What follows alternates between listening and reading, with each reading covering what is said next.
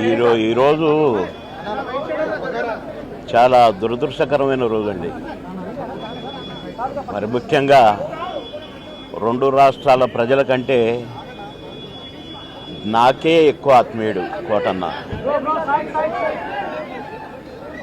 నేను సినిమాల్లోనే కాదు, బయట కూడా ఒంటరిగా కలిసినప్పుడు కూడా, ఫోన్లో మాట్లాడుకున్నప్పటికి కూడా ఆ సెటైర్లు యాజ్ ఇట్ ఈజ్గా సినిమాల్లో ఎలాగైతే పాము ముంగిసలాగా అలాగే ఉండేది. మొన్ననే ఫోన్ చేశాను, మొన్న సాయంత్రం ఒక షూటింగ్ సందర్భంగా ఫోన్ చేస్తే ఎక్కడున్నావురా అన్నాడు. వాళ్ళ దగ్గర ఉన్నా అన్న. అరే ఎప్పుడు వస్తావు అంటే రేపు వస్తా అన్న. అంటే చాలా బాగా మాట్లాడాడు.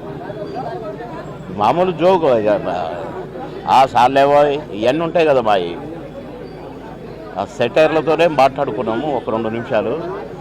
నాకు షార్ట్ రెడీ అన్నా, నేను సాయంత్రం మాట్లాడతా మళ్ళీ అని సాయంత్రం చేస్తే పడుకున్నారు. అదేదో మందు వేశాడు డాక్టర్ గారు అని చెప్పారు. పెద్దమ్మాయి చెప్పింది, కోటన్న పెద్దమ్మాయి. సరేలే నేను రేపు వస్తానని చెప్పు, లేకుంటే ఎల్లుండి పొద్దున వస్తానమ్మా అని చెప్పిన. రమ్మన్నాడంట. కానీ నేను వచ్చేసరికి ఆయన లేడండి. వెళ్ళిపోయాడు.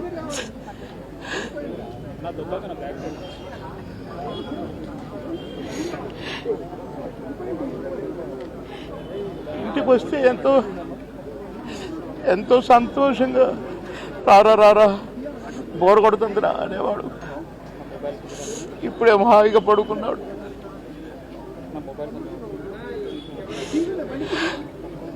సొంత అన్నదమ్ములు, కోటన్నకు తమ్ముడు ఉన్నాడు, కానీ నేనే అసలు తమ్ముడుగా ఫీల్ అయ్యేవాడు. ఎన్నోసార్లు ఒకే ప్లేట్లో భోంచేశాం. అన్నం ముద్దలు కలిపి పెట్టేవాడు నాకు. తినబాయ్, టైం తక్కువ ఉందిరా అని అనేవాడు. మేము ఎక్కడ ఏ ఊరిలో ఉన్నా, ఏ లాడ్జిలో ఉన్నా పక్క రూములే. మళ్ళీ ప్రొడ్యూసర్లు మొత్తుకునేవాళ్ళు, మీరిద్దరు ఒకటే రూమ్లో ఉంటారు కదా, అయితే ఆయన నీ రూమ్లో ఉంటాడో లేక నువ్వు ఆయన రూమ్లో ఉంటావు, మాకెందుకండి నష్టం చేస్తారు, ఒక రూమ్ డబ్బులు వేస్ట్ అని అనేవాళ్ళు. అదే ఇదే అని చెప్పేవాళ్ళం. అట్లా ఎన్నో సందర్భాలు మాటలకు అందని సందర్భం ఆ ఇద్దరి మధ్య. కనుక కోటన్న ఆత్మకు శాంతి చేకూరాలి, కోటన్న కుటుంబానికి ఆత్మశాంతి కలగాలి. కోటన్న మనవళ్ళు ఇద్దరు అన్నకు శాంతి, ఆత్మకు శాంతి కలగాలి.